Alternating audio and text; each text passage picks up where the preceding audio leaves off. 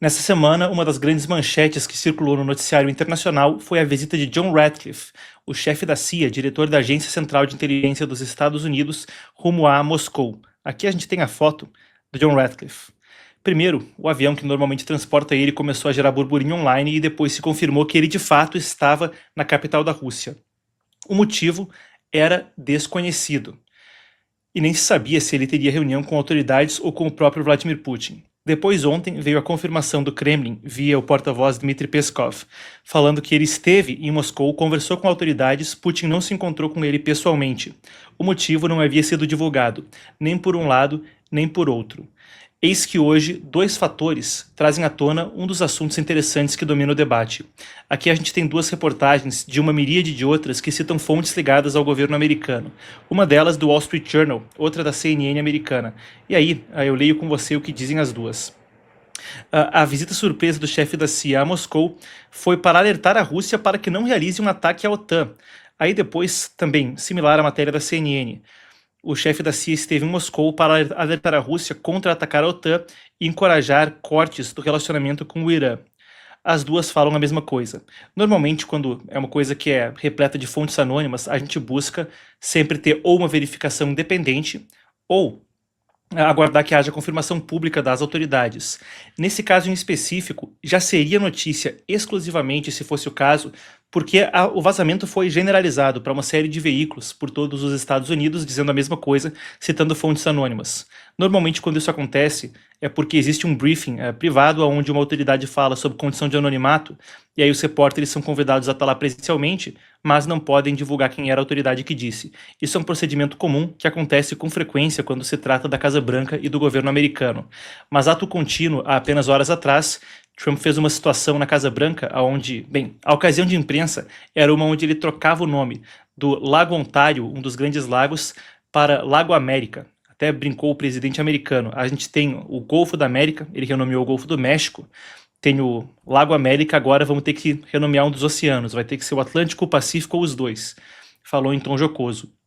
Mas enquanto fazia o pronunciamento, depois abriu para perguntas da imprensa, eis que uma repórter pergunta a ele se ele conversou com Vladimir Putin. Aí tá então, uma repórter pergunta a ele se ele havia conversado com Vladimir Putin e por que pediria para ele não atacar a OTAN, ou por que Putin atacaria a OTAN. E Trump responde, eu conversei com ele não vai fazer isso, e respondeu vagamente. Ficou basicamente nisso e não expandiu a respeito do assunto. Bem, essas são as informações de primeira ordem, com essa confirmação de que ele conversou com Putin sobre o assunto, não confirmou especificamente se a visita do chefe da CIA foi sobre isso, mas deu para entender que esse foi o tom da conversa entre os dois países e de que provavelmente a conversa de John Ratcliffe naquela visita surpresa à capital da Rússia teve sim a ver com isso. Dada a informação e o que se apura entre ontem e hoje, a partir dessas reportagens, eu passo com você pelo que isso poderia significar e por que Putin poderia desejar realizar um ataque como esse agora. Porque essa é uma pauta que se pronuncia tanto no debate público e o que isso poderia significar.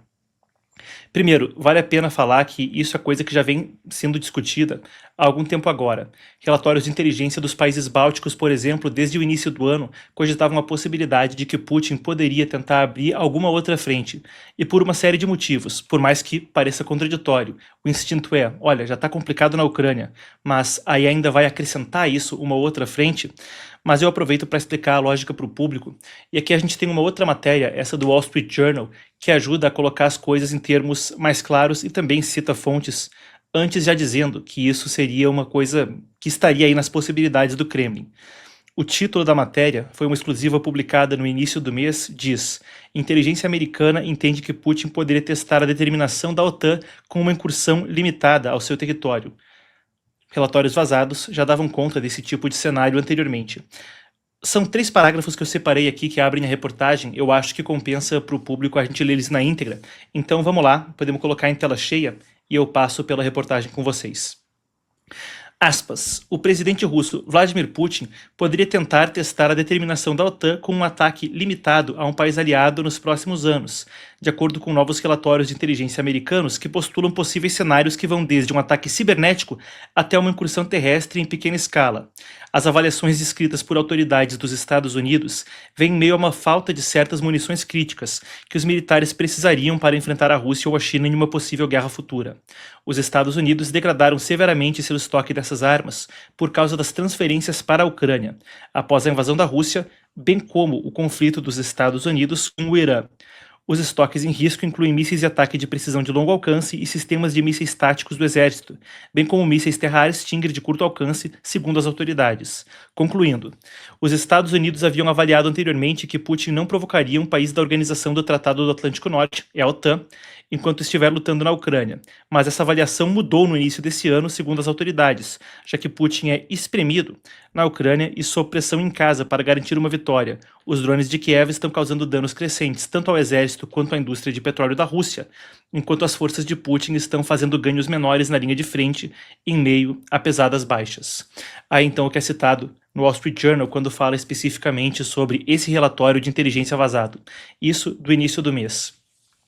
Entendendo esse panorama, gostaria de trazer alguns pontos à tona em termos de análise de cenário, conforme a gente abre perspectivas sobre o assunto. O primeiro é o fator pontual ali de desgaste interno. Por mais que a Rússia viva sob um regime autoritário sob Vladimir Putin, existe ali um cenário onde o descontentamento pode chegar a um pico de pressão. E o descontentamento não apenas popular, mas mesmo dentro de um governo tão complexo quanto o russo, que, com a herança da era soviética, e o próprio Putin era parte do aparato de inteligência, se vê também herdando as tradições de faccionalismo que existiam nos idos tempos da União Soviética. Não era um bloco monolítico, cheio de lutas de poder por dentro, o que é bem descrito pelos relatos dos desertores que saíram da União Soviética. Yomihai Patipa, que eu sempre cito, ex-chefe de inteligência da Romênia, por exemplo, falava sobre isso, sobre como o chefe dele, o líder da KGB Yuri Andropov, era ele próprio um homem que comandava e manipulava facções dentro do Kremlin. Isso poderia gerar uma distração, poderia gerar um novo efeito aonde se revitalizasse a liderança de Putin. Por outro lado, a Ucrânia também tem intensificado ataques dentro do território russo. E isso abre margem para discutir um ponto até interessante como as duas guerras, a guerra que agora acontece no Irã e a guerra que acontece ia falar no Irã no Oriente Médio, mas que acontece no leste da Europa e a guerra que acontece no Irã convergem. Eu fiz antes a análise de que o Irã havia tomado muitas lições da guerra da Ucrânia, no sentido de que os drones e uma espécie de guerrilha geopolítica, né, com uma guerrilha, muitas vezes uma força menor, mas organizada, consegue fazer ganhos políticos através de operação de sabotagem, sequestro, etc., que nunca conseguiria num combate aberto com o adversário.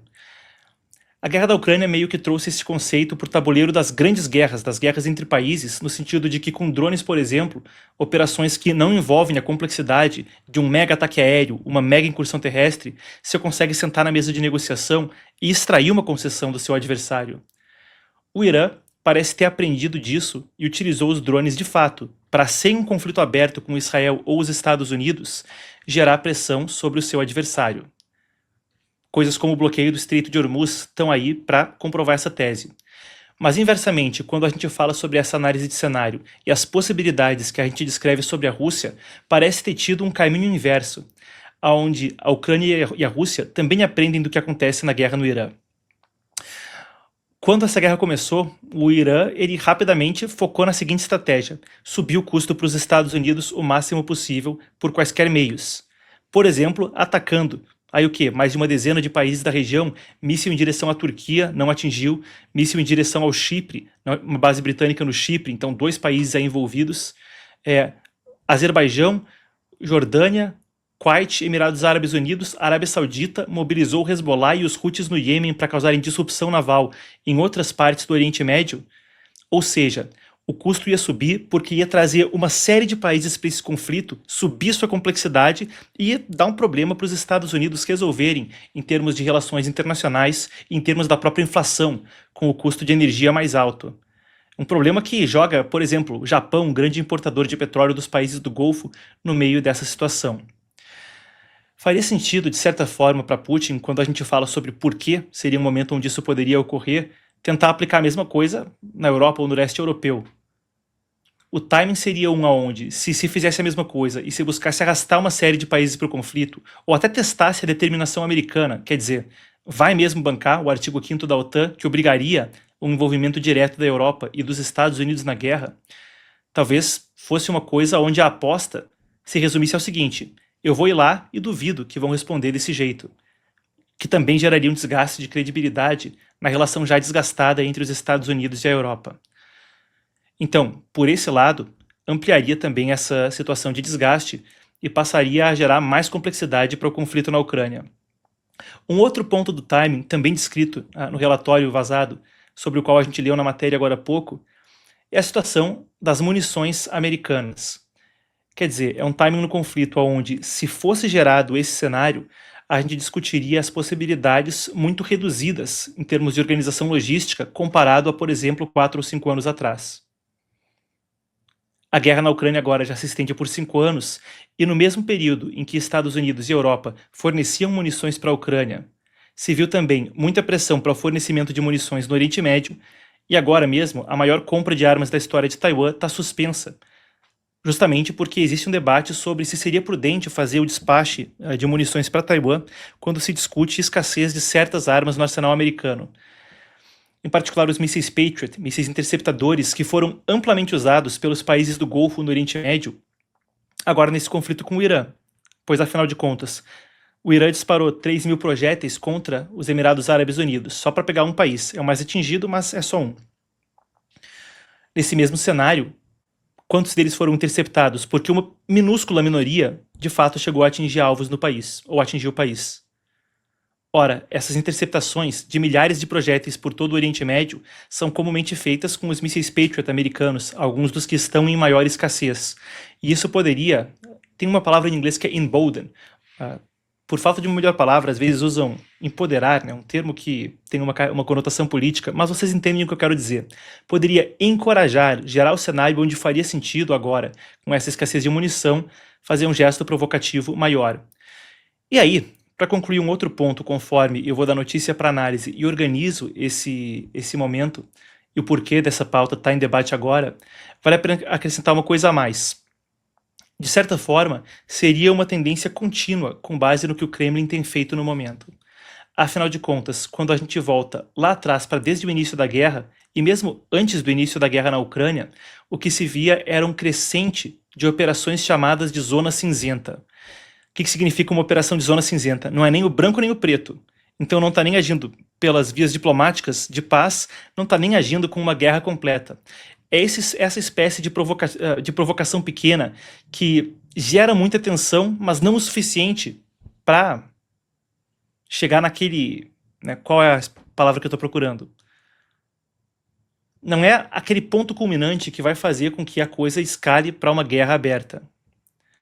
Vou dar alguns exemplos de como isso tem ocorrido ao longo do conflito.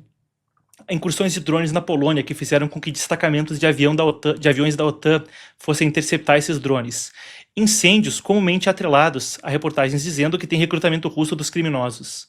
Operações de disrupção cibernética. Cortes consistentes de cabos submarinos. E a maior parte dos dados do mundo, a imensa maioria, circula por cabos submarinos, não, pelo espaço ou pelo ar. É por cabos submarinos. Então, cortes de cabos submarinos com âncoras, criando problema de infraestrutura, desrompendo o trânsito de dados de internet no fundo do Mar Báltico, é um exemplo. Operações de frota fantasma. São tantos os exemplos. Assim, quando se fala de Moldávia, Romênia, Polônia e países bálticos, é o tipo de situação que tem sido vista consistentemente.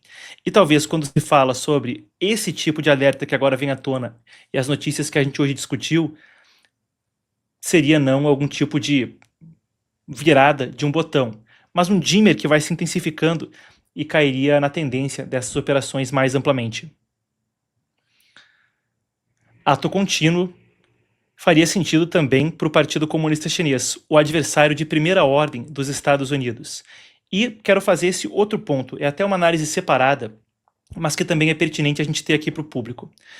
Quando se fala em grande parte sobre as guerras entre Rússia e Ucrânia, Irã, Estados Unidos e Israel, se discute alguns dos conflitos que, da mesma forma como lá atrás na Guerra Fria havia as proxy wars, guerras por procuração, Vietnã, Coreia, etc., guerras que essencialmente eram sobre a disputa entre os Estados Unidos e a União Soviética, o movimento comunista internacional e o mundo livre. Hoje em dia também pode-se dizer, até certo grau, que esses conflitos, em grande parte, são sobre a competição de grandes potências entre o Partido Comunista Chinês e os Estados Unidos. Isso não é nem teoria da conspiração, uma análise até elementar, mas eu quero trazer uma fonte em particular que também daria para a gente um panorama mais amplo quando se fala sobre essa possibilidade agora. Em 2016, teve um discurso feito por Jin Tsang-hong, se escreve Jin Kang-hong, com J, um discurso que foi vazado em 2021, mas proferido em 2016 por esse conselheiro do Partido Comunista, que fala principalmente de relações internacionais para o alto escalão do partido. E ali ele falava que seria necessário que o Partido Comunista Chinês conseguisse gerar pelo menos 4 adversários simultâneos para os Estados Unidos, para que não houvesse o que era a grande vontade até no final do governo Obama, que era o pivô para a Ásia, tirar a atenção do Oriente Médio e colocar mais peso nas relações com os tigres asiáticos e mais atenção também ao Partido Comunista Chinês. Jin Tsang-hong ali fala que os terroristas com certeza seriam fala sobre Rússia, e ele fala que tinha que ser 4, né? Ele chegou até a falar que o Brasil foi cogitado pelo partido, mas não tinha o que era necessário, não queria ser melhorado. Foram as palavras que ele usou na época. Já cobri isso anteriormente, né? Mas bem, quando se fala também da disputa geopolítica em grande escala, e foi uma análise comum discutir o conflito entre Irã e Israel à luz da disputa de influência entre China e Estados Unidos, o timing também faria sentido para o Partido Comunista Chinês. Se houvesse agora uma discussão em grande escala na Europa, logo antes de Trump e Xi se encontrarem em algumas semanas, e enquanto o conflito no Irã está premente, poderia também gerar poder de barganha para que Xi utilizasse sua influência com Putin ou com o regime dos ayatollahs de alguma forma. Então, por aí, alguns comentários sobre o timing com essas notícias emergindo. É interessante porque talvez a grande história que se cobre na nossa era é a tal, ou pelo menos da perspectiva da geopolítica, é a disputa entre Washington e Pequim, entre os Estados Unidos e o Partido Comunista Chinês. E quando se vai para a análise, é difícil fugir de também essa perspectiva quando se fala sobre conflitos internacionais. E a América Latina e o impulso do segundo governo Trump para reverter a influência de China, Rússia e Irã na América Latina é uma das pautas prioritárias do noticiário internacional.